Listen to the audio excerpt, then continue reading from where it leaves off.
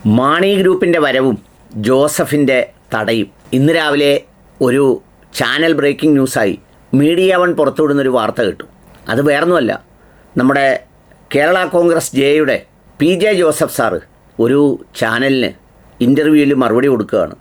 അതായത് ഇപ്പോൾ ഐക്യജനാധിപത്യ മുന്നണി വളരെ സമ്പുഷ്ടമാണ്, പൂർണ്ണമാണ്, വളരെ ഭംഗിയുള്ളതാണ്. അതുകൊണ്ട് ഇനിയിപ്പോൾ ഈ കേരള കോൺഗ്രസ് എമ്മിനെ ഒന്നും ഇങ്ങോട്ട് കൊണ്ടുവരേണ്ട കാര്യമില്ല, ഇവിടെ എല്ലാം വളരെ തികഞ്ഞു നിൽക്കുകയാണ് എന്നാണ് പറയുന്നത്. സത്യം പറഞ്ഞാൽ എനിക്കത് കേട്ടപ്പോൾ ചിരിയാണ് വന്നത്.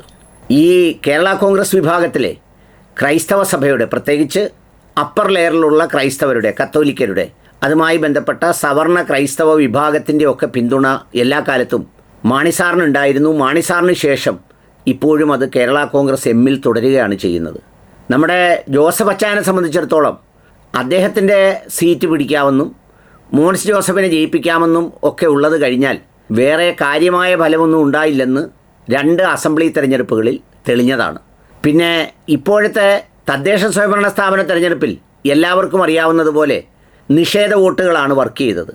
ആ നിഷേധ വോട്ടിൽ സർക്കാരിനെ തിരിച്ചടിക്കാൻ ആർക്കാണോ ചെയ്യാൻ കഴിയുന്നത് എന്ന നിലയിൽ തിരിച്ചടിച്ചു എന്നതാണ് സത്യം.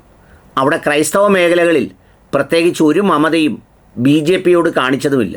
എന്നുവെച്ചാൽ നേർക്ക് നേരെ എതിരാളിയെ നോക്കി തങ്ങളുടെ ആ ഒരു പഴയ കാലത്തിൻ്റെ രാഷ്ട്രീയ പശ്ചാത്തലം എല്ലാം കൂടി വെച്ച് കോൺഗ്രസിനും അതുപോലെ തന്നെ കോൺഗ്രസ് മുന്നണിയിൽ വരുന്ന മറ്റു പാർട്ടികൾക്കും ചെയ്യുകയായിരുന്നു. അതിൻ്റെ ഫലമാണ് ഉണ്ടായ റിസൾട്ട്. ഈ സാഹചര്യത്തിൽ ഐക്യജനാധിപത്യ മുന്നണിക്ക് ഒരു റിസ്ക് എടുക്കുക എന്ന് പറയുന്നത് ഈ വിജയം കൊണ്ട് മാത്രം സൃഷ്ടിക്കപ്പെടുന്ന ഒരു അഹങ്കാരമായി ഭവിക്കാതിരിക്കണം. എന്നുവെച്ചാൽ കേരള കോൺഗ്രസ് എം മുന്നണിയുടെ ഭാഗമാകാൻ വരുന്നെങ്കിൽ രാഷ്ട്രീയമായി ഏറ്റവും ഉത്തമം കേരള കോൺഗ്രസ് എമ്മിനെ മുന്നണിയിൽ ചേർക്കുക എന്നുള്ളത് തന്നെയാണ്.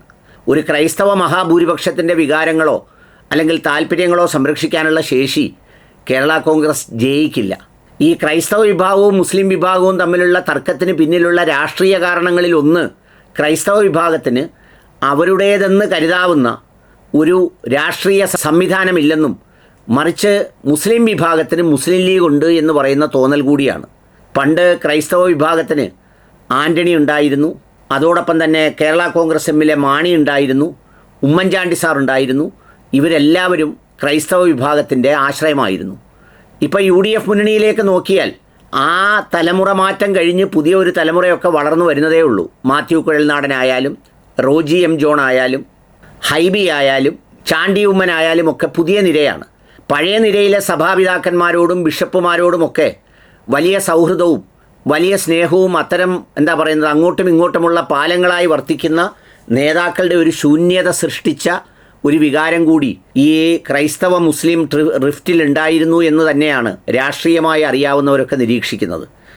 ഇപ്പുറത്തെ ലീഗിനാകട്ടെ അപ്പുറത്തെ വശത്തെ കേരള കോൺഗ്രസ്സുകളുമായി ബന്ധപ്പെടാൻ പറ്റുന്ന ആ തലമുറയുടെ റേഞ്ചുള്ള, ഇപ്പോൾ കുഞ്ഞാലിക്കുട്ടിക്കോ അല്ലെങ്കിൽ തങ്ങൾ കുടുംബത്തിനോ ഒക്കെ ബന്ധപ്പെടാൻ കഴിയുന്ന KM മാണി സാറിനെ പോലെ മറുപക്ഷത്ത് പൊക്കമുള്ളവരില്ലാത്തതിൻ്റെ ഒരു വിഷയം കൂടിയുണ്ട്.